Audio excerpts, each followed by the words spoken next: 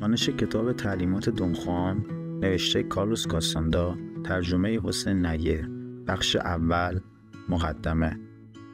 در تابستان 1960 زمانی که دانشجوی مردم شناسی در دانشگاه کالیفرنیا در لس آنجلس بودم، برای جمع‌آوری اطلاعاتی درباره گیاهان طبی مصرفی سرخپوستان منطقه چندین سفر به جنوب غرب نمودم.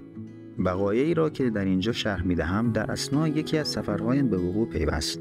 در یک شهر مرزی منتظر اتوبوس گریهاوند بودم و با دوستی که راهنما و دستیار من در تحقیق بود صحبت می‌کردم.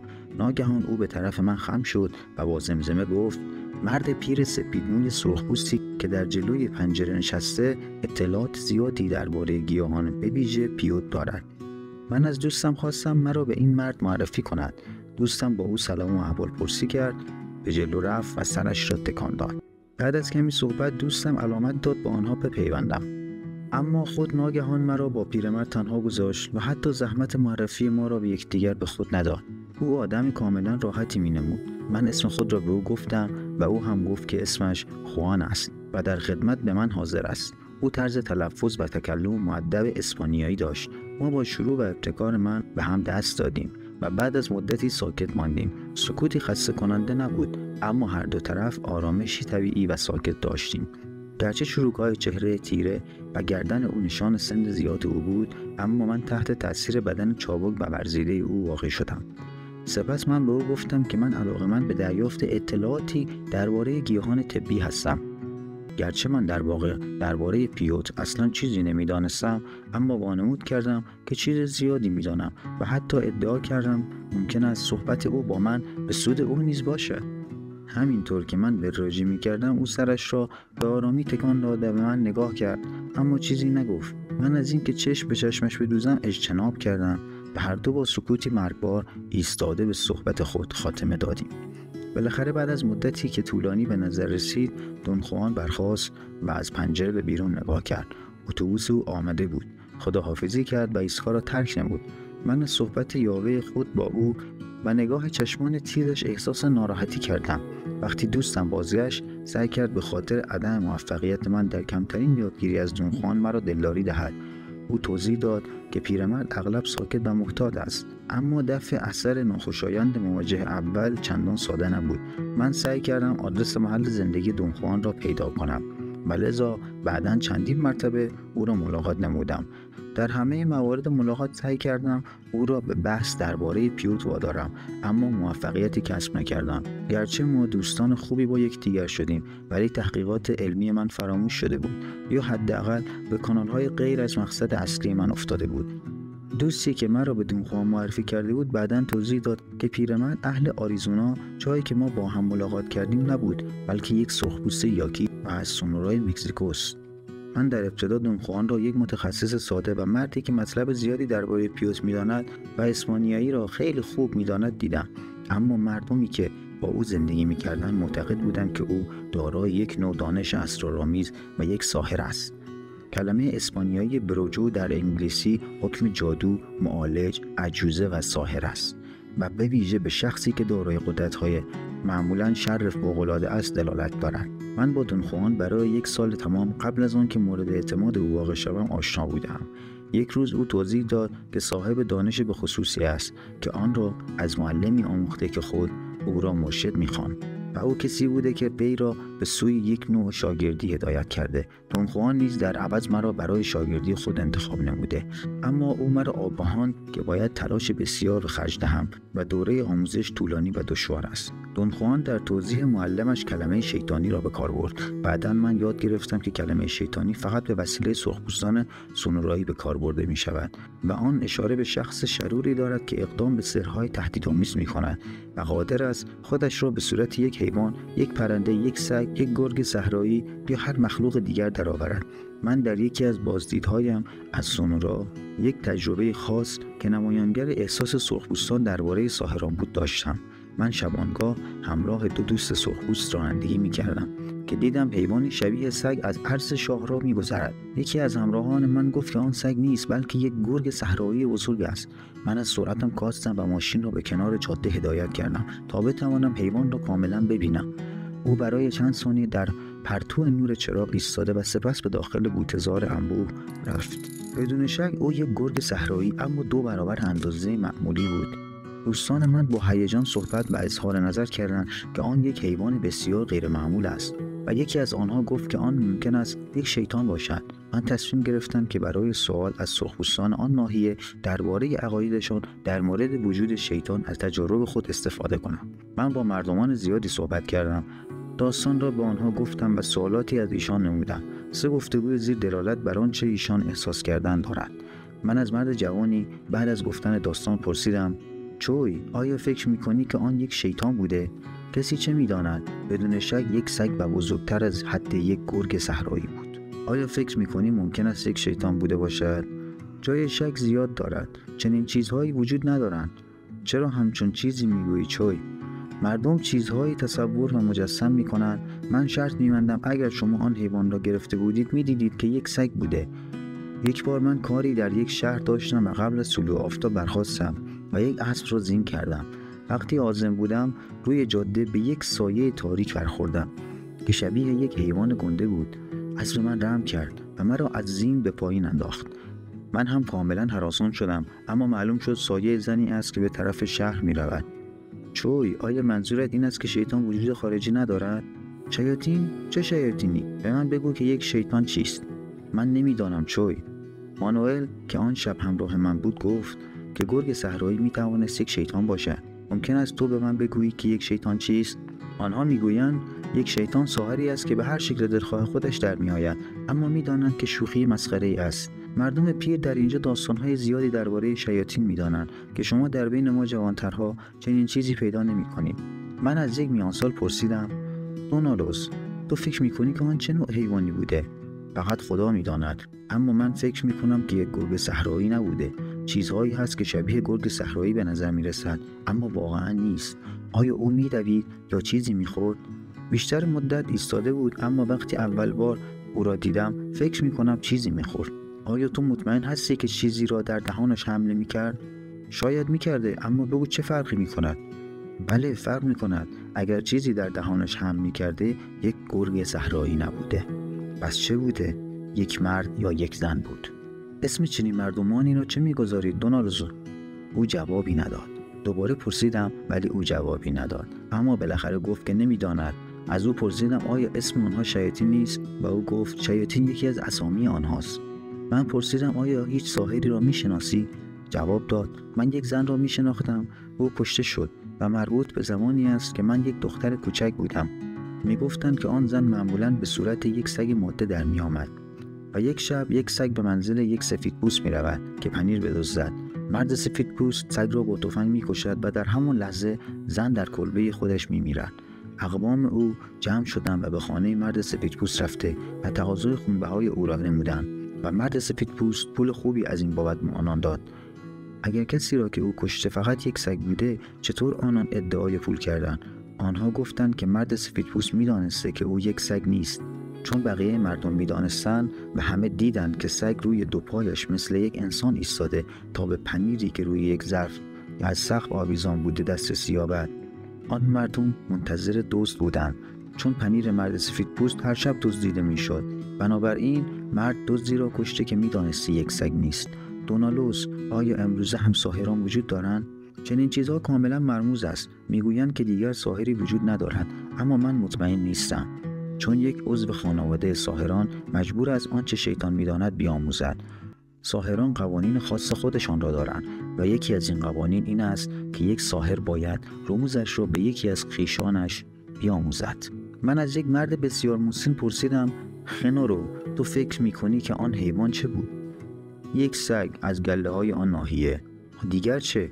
می‌توانست یک شیطان باشد. یک شیطان؟ دیوانه‌ای؟ شیطانی وجود ندارد. آیا منظورت آن است که امروزه وجود ندارد یا هرگز وجود نداشته؟ بله، یک وقت وجود داشته. همه این را می‌دانستند، اما مردم خیلی از آنها می‌ترسیدند و همه را کشتند. خنورو، چه کسی آنها را کشت؟ همه مردم قبیله. آخرین ساحری که من می‌شناختم سین خط فاصله بود. او 10 و شاید 100 نفر از مردم را با سحرش کشت. کاری از عهده ما ساخته نبود و مردم یک شب جمع شدند و او را گرفته زنده زنده سوزاندند. خنارو چه سالی بود؟ سال 1942 بود. آیا تو خود او را دیدی؟ نه، اما مردم هنوز درباره او صحبت می‌کنند. می‌گویند که خاکستری از او باقی نماند. گرچه هیزم آن چوب‌ها تر بود، تنها چیزی که در نهایت باقی ماند یک توده چربی بود. گرچه دون خوان مجموع مطالبی را که درباره یک ساحر گفت دسته‌بندی کرد، اما هنوز ذکری از محلی که این اطلاعات را آموخته بود به میان نیاورد. همینطور روشن نکرد معلمش که بوده. در واقع دون خوان مطلب کمی درباره زندگی شخصیش گفت. همه آنچه او گفت این بود که در سال 1891 در جنوب غرب متولد شده و تقریباً همه عمرش را در مکزیکو گذرانده و اینکه در سال 1900 خانواده‌اش به وسیله دولت مکزیک همراه هزاران سرخپوست سونورایی به مکزیکوی مرکزی تبعید شدند و اینکه تا سال 1940 در مکزیکوی جنوبی و مرکزی زندگی کرده است. بنابراین چون دون خوان مسافرت‌های زیادی کرده بود، ممکن است اطلاعات و دانش او نتیجه عوامل زیادی بوده و گرچه او خود را یک سرخپوست سونورایی می‌دانست، معلوم نبود که آیا می‌توان محتوای دانش او را مجموعاً فرهنگ سرخپوستان سونورایی قلمداد نمود و قصد من در اینجا تعیین موقعیت فرهنگی او به طور دقیق نیست. من آموزش خود را نزد دون خوان از ژوئن 1961 آغاز کردم. قبل از آن تاریخ او را در موقعیت‌های مختلف دیده بودم، اما همیشه به صورت و از دیدگاه یک مردم شناس به او نگاه کرده بودم. در اثنای محاورات اولیه من به صورت پنهان یادداشت برداری می‌نمودم. بعداً با اتکا به حافظه‌ام همه محاوره‌ها را بازسازی نمودم. هرچند وقتی که به صورت یک نوآموز کارم را شروع کردم، آن روش یادداشت برداری سخت شد، چون مجاوره ما به صورت موضوعات مختلفی با یکدیگر برخورد داشتند. هرچند دون خوان بعد از یک اعتراض شدید به من اجازه داد که هر چه را گفته شده علنا ثبت کنم. من همچنین دوست داشتم عکس‌هایی بگیرم و از ضبط صوت استفاده کنم، اما او اجازه چنین کاری به من نداد. من کارآموزی خود را اول در آریزونا و سپس در سونورا شروع کردم. چون دون خوان در اثنای دوره آموزش من به مکزیکو رفت، روش من این بود که او را هر چند روز یک بار ببینم. ملاقات‌های من بیشتر تکرار شد و در اثنای ماه‌های سال 1961، 62، 63 و 64 طولانی تر شد. در نظر به گذشته، من معتقدم که این روش یادگیری منابع موفقیت من بود، چون باعث تأخیر در تسلیم بلاشرطی شد که لازمه ساحر شدن من بود. معاذالله از نقطه نظر خود من روش مفید بود، زیرا به من اجازه قدردانی جدایی و در عوض پرورش یک حس آزمایش انتقادی میداد که در صورت شراکت مستمر و لاینقطع موفق به حصول آن نمی شدم. در سپتامبر 1965 من عامداً آموزش خود را قطع کردم. چندین ماه بعد از این کناره‌گیری من برای اولین بار ایده مرتب کردن یادداشت‌هایم را به صورتی سیستماتیک مورد توجه قرار دادم، چون مدارکی که من جمع‌آوری نموده بودم بسیار حجیم و شامل اطلاعات متفرقه بود. سعی به ترتیب یک سیستم طبقه بندی شده نمودم، اطلاعات را بر حسب مفاهیم مربوط به هر موضوع و مراحل و سلسله مراتب طبق اهمیت موضوع به نسبت تأثیری که هر کدام بر من داشت تقسیم نمودم. بدین نحو من به طبقه بندی زیر نائل شدم: موارد استفاده گیاهان توهمزا، مراحل و فرمول‌های به کار گرفته شده در ساحری، تحصیل و اعمال قدرت، استفاده‌های گیاهان دارویی، آوازها و افسانه‌ها. من دریافته بودم که انعکاس پدیده‌ها در تلاش من برای طبقه بندی چیزی بیش از ابداع یک دسته‌بندی نبوده. بنابراین هر تلاش برای تصحیح آن تنها باعث پیچیده‌تر شدن آن ابداع می‌شود و این چیزی نبود که من می‌خواستم. به دنبال ماه‌های بعد از ترک آموزشم احتیاج داشتم بدانم چه چیزی را تجربه کردم و آنچه را من تجربه کرده بودم آموزش یک سیستم به هم پیوسته از عقایدی بود که به وسیله یک روش تجربی و عملی حاصل شده بود. از اولین جلسه برای من روشن بود که در آموزش دون خوان که دارای یک به هم پیوستگی درونی بود شرکت نموده بودم. یک بار او علنا تصمیم گرفت که درباره دانشش با من ارتباط برقرار کند و اقدام به نمایش و توضیح گام به گام آن نمود. برای کشف آن ترتیب و درک آن ثابت کرد که شاخ‌ترین کار برای من است. به نظر می رسد که عدم توانایی من در یک درک و استنباط نشانش بعد از 4 سال آموزش نمایان شد و آن این بود که هنوز یک مبتدی بودم. روشن بود که دانش دون خوان و روش او در ادامه آن جزء صحبت‌های او بود. بنابراین مشکلات من در درک آموزش او باید برای کسانی که او خود انتخاب می‌کرد قابل مقایسه باشد. دون خوان به شباهت ما به عنوان مبتدی از طریق پیشنهادات مشابه درباره عدم تواناییش به شناخت معلمش در دوره آموزش خودش اشاره کرد. چنین نشانه‌هایی باعث شد که باور کنم که برای هر مبتدی سرخپوست یا غیر سرخپوست دانش سحر به وسیله ویژگی غریب نما از پدیده‌هایی که او تجربه کرده به طور نامفهوم ارائه شده. من شخصا به عنوان یک مرد غربی این ویژگی‌ها را بسیار غریب یافتم، به طوری که شرح آنها به صورت عبارت جاری زندگی روزمره خودمان غیر ممکن بود و من مجبور بودم اینطور نتیجه بگیرم که هر تلاش برای طبقه‌بندی اطلاعات رشته خودم به زبان اصطلاحی خودم بی‌معنی است. بنابراین برای من روشن شد که دانش دون خوان بایستی به صورت اینکه آیا چگونه خود او آن را دریافته مورد آزمایش واقع شود. تنها به این صورت می توانست روشن و متقاعد کننده باشد. هرچند که من در سعی خود برای تطبیق نقطه نظراتم با دون خوان دریافتم که هر وقت او سعی به توضیح و تبیین دانش به من کرد، مفاهیمی را به کار برد که برای خودش مفهوم و قابل درک بود، چون آن مفاهیم برای من غریب بود. سعی به درک او به روش خودش مرا در موقعیت نامایوستر قرار میداد. بنابراین اول وظیفه من تبیین تربیت تصورگرایی او بود. زمانی که در آن جهت کار میکردم دیدم که دون خوان خودش تاکید ویژه‌ای بر یک حیطه معین از آموزش خود به ویژه بر روی گیاهان توهمزا نهاده است. بر اساس این دریافت من برنامه‌های خود را طبقه بندی نمودم. دون خوان جداگانه و در مواقع مختلف سه نوع گیاه توهمزا به کار می‌برد: پیوت، علف جیمسون، داتوره و هومیتو که یک قارچ اروپایی است. سرخپوستان آمریکایی ویژگی‌های توهمزایی این سه نوع گیاه را شناخته بودند. این گیاهان به دلیل ویژگی‌هایشان به طور گسترده‌ای برای خوشی، مداوا، افسونگری، سحر و به دست آوردن حالت خلسه مورد استفاده بوده است. دون خوان در محتوای خاص آموزش خود استفاده از داتوره و قارچ را برای به دست آوردن قدرتی که او اسم آن را متفق می‌نهاد مربوط می‌کرد. او استفاده از پیوت را به تحصیل خرد یا دانش راه صحیح زندگی مربوط می‌دانست. برای دون خوان اهمیت گیاهان در امکان به وجود آوردن مراحل به خصوص ادراک در انسان بود. بدین سان او مرا به سوی تجربه یک نتیجه از این مراحل برای هدف نشر و معتبر ساختن دانشش راهنمایی کرد. من اسم آنها را حالات واقعیت غیر معمول که در مقابل واقعیت معمول در زندگی روزمره است گذاشتم. فرق آن بر اساس معنایی ذاتی حالات واقعیت غیر معمول است. در محتوای دانش دون خوان آنها واقعی بودند، گرچه واقعیتشان با واقعیت جاری فرق می‌کرد. دون خوان معتقد بود که حالات واقعیت غیر معمول تنها فرم عملی یادگیری و تنها وسیله تحصیل قدرت است. او عقیده داشت که دیگر قسمت‌های آموزش او با تحصیل قدرت و اقتدار مساوی است. این نقطه نظر گرایش دون خوان را به سوی آنچه غیر مستقیم مربوط با حالات واقعیت غیر معمول بود مربوط می‌کرد. بنابراین یادداشت‌های میدانی و تحقیقاتی من مراجع پراکنده‌ای مربوط به راهی است که دون خوان احساس می‌کرد. در یک محاوره او چند شیئی را که مقدار معینی قدرت در خود نهفته داشتند پیشنهاد و معرفی کرد.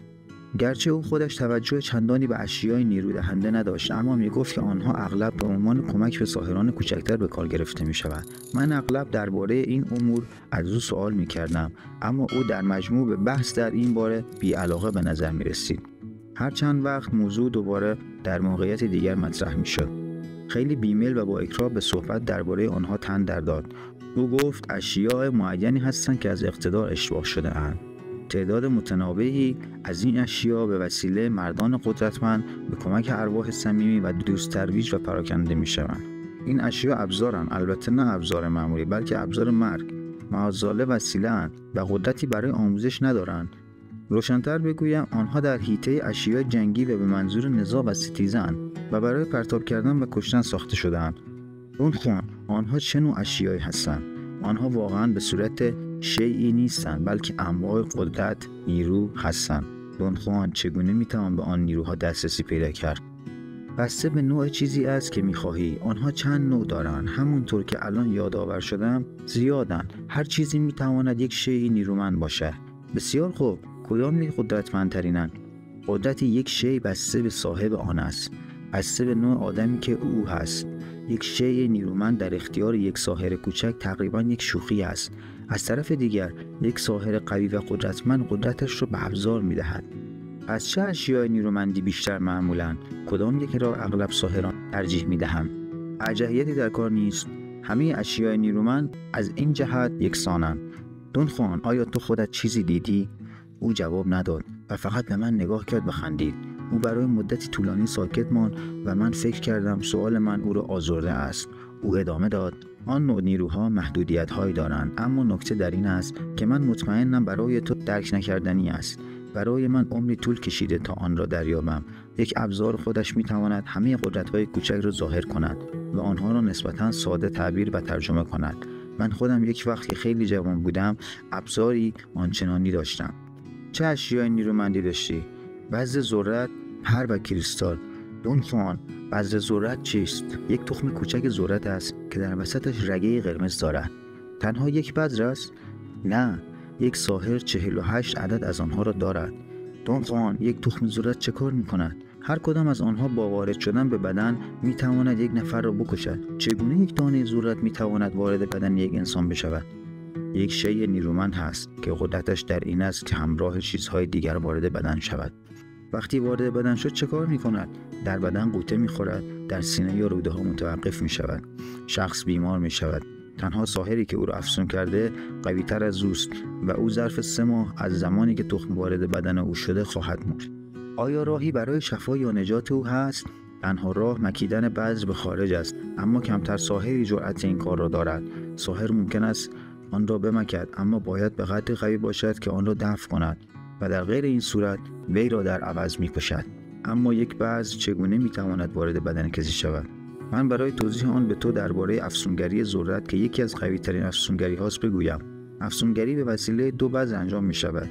یکی از آنها را داخل یک غنچه تازه گل زرد قرار می دهند و گل را در جایی که مورد تماس قربانی واقع می شود قرار می دهند. جاده‌ای که او هر روزه از آنجا می گذرد یا هر جایی که طبق عادت در آنجا حاضر می شود. به مجرد آنکه قربانی قدم روی بذر بگذارد یا به هر شکل آن را لمس کند، سحر انجام شده و بذر خود را وارد بدن او می کند.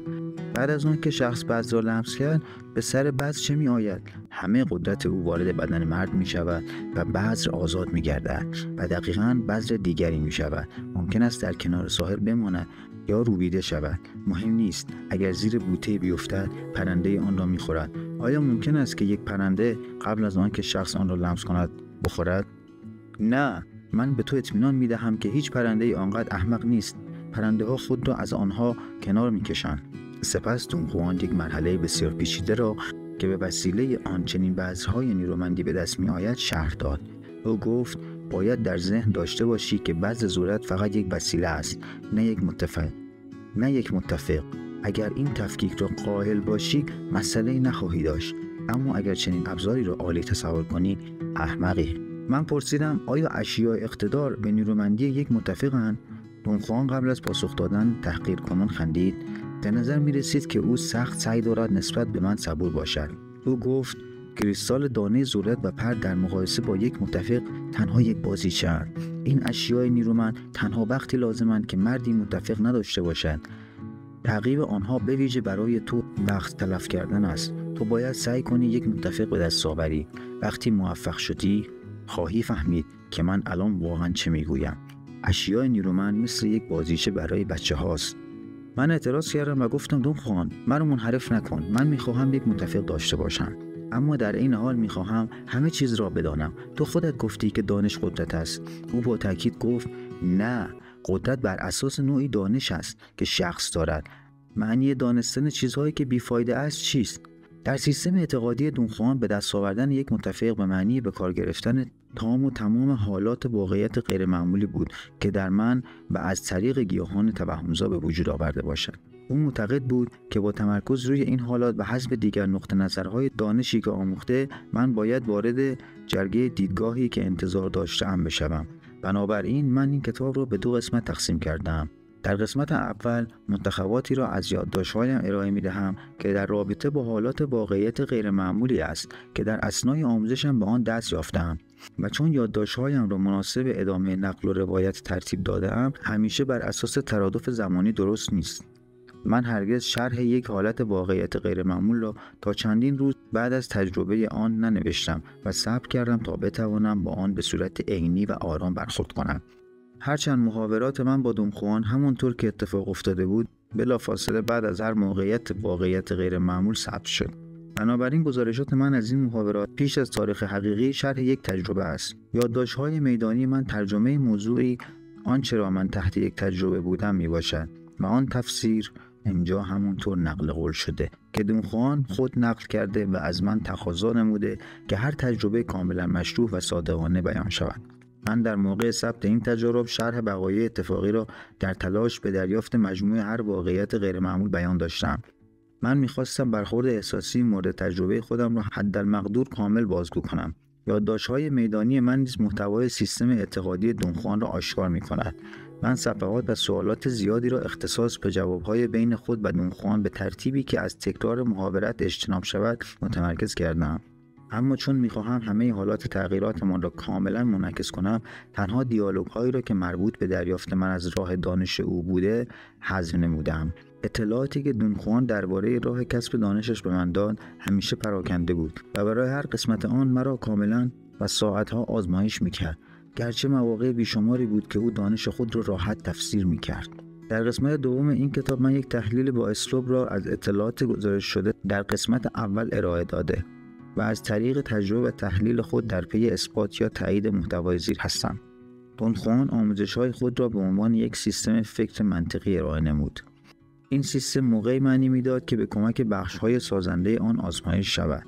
سیستم طوری درست شده بود که یک آموزش را در سطح تصوری که ترتیب پدیده‌ها را آنطور که او تجربه کرده بود رهبری و هدایت کند. بخش اول، تعلیمات. یادداشت‌های برخورد اول من با دونخوان متعلق به 23 ژوئن 1961 میباشد. پایان بخش اول خوانش کتاب تعلیمات دونخوان از کانال یوتیوبی دیوید پادکست.